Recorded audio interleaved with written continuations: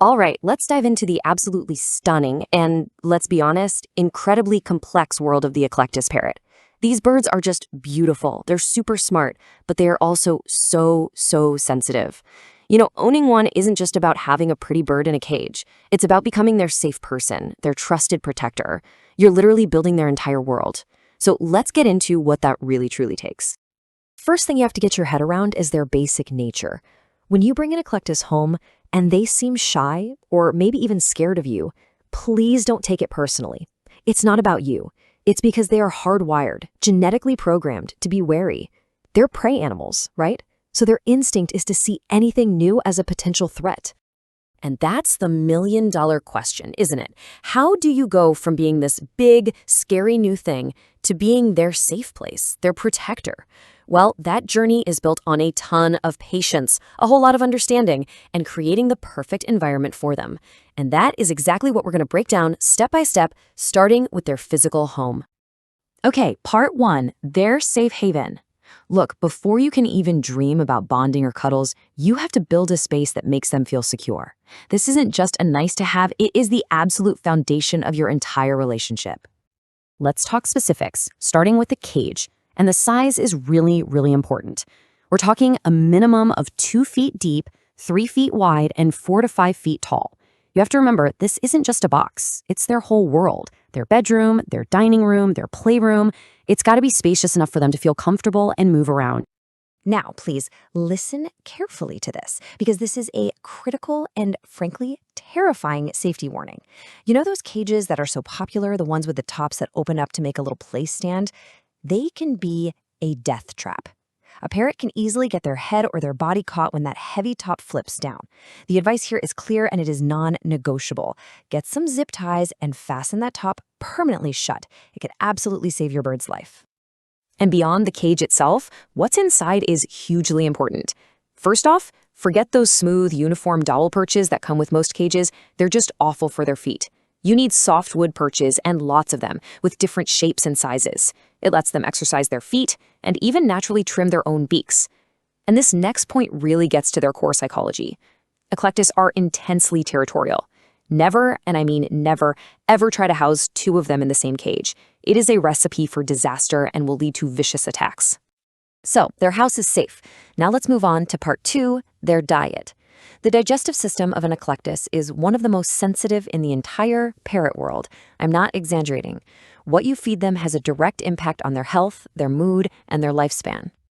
For these guys, routine is security. They feel safe when they know what to expect day in and day out. So a clear schedule works best. Think fresh, vibrant foods, greens and veggies in the morning. Then, in the afternoon, they can have their seeds, pellets, and just a few nuts. This kind of consistency is incredibly calming for them. And the stakes with their diet are just incredibly high. On one side, you've got all the good stuff that gives them life. Fresh veggies, high-quality pellets. But on the other side, you have things that are basically poison to them. For an Eclectus, things like eggs and meat can actually cause strokes. And we absolutely have to talk about that last one on the list, man-made vitamin A. This is a massive red flag that you have to watch out for. Man-made vitamin A, which you'll find in a surprising number of commercial bird foods, can cause muscle spasms in an Eclectus. So if you ever see your bird doing this weird toe-tapping thing or kind of flipping its wings erratically, that could be a toxic reaction. You have to become an ingredient detective and check the label on everything you buy. All right, part 3. So their home is safe, their diet is on point.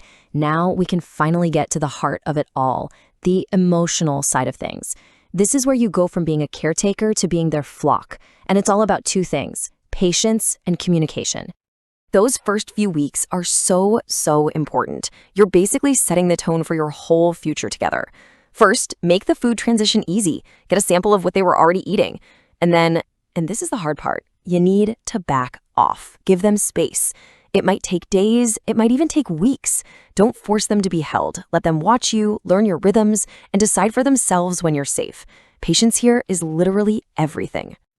Building that long-term bond really comes down to respecting them for the creatures they are. First, a hard and fast rule: do not clip their wings. Taking away their ability to fly can cause severe psychological stress, and it's a leading cause of feather plugging. Instead of controlling them physically, communicate. talk to them. Seriously, they're smart enough to understand the context, so tell them, I'm leaving for work now, I'll be back later. It helps. And one last thing, always start with a fully weaned bird from a great breeder and get a contract. Okay, on to our final section, and this really is the one that holds everything else together. Proactive vet care. Your avian vet isn't someone you just call in an emergency. They are your partner, your teammate, in making sure your parrot lives a long, happy, healthy life. Being a great owner means being prepared. Keep detailed records of everything. And get a gram scale. Weighing your bird once a week is one of the best ways to catch an illness early, because weight loss is almost always the very first sign that something's wrong. And yeah, it might sound a bit weird, but taking a quick photo of their recent droppings to show the vet gives them a massive amount of info about what's going on inside. And this point right here, this just shows you how deep their bond with you really is. You are their safe space. For a parrot, being handled by strangers at the vet can be so unbelievably stressful that some birds have literally died from the fear alone. You have to be there with them, for everything, to be their comfort and their advocate. I cannot stress this last warning enough. Please, burn this into your brain.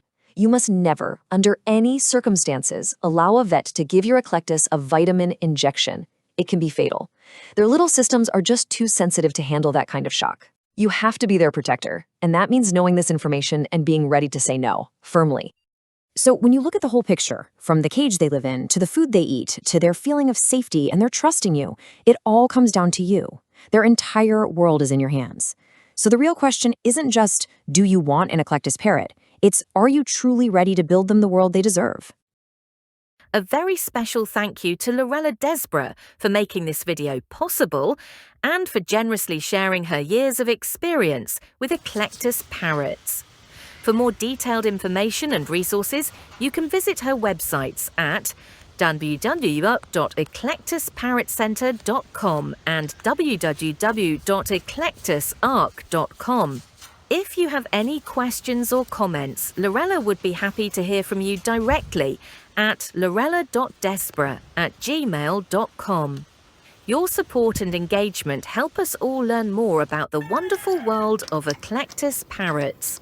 The links are also in the description of this video.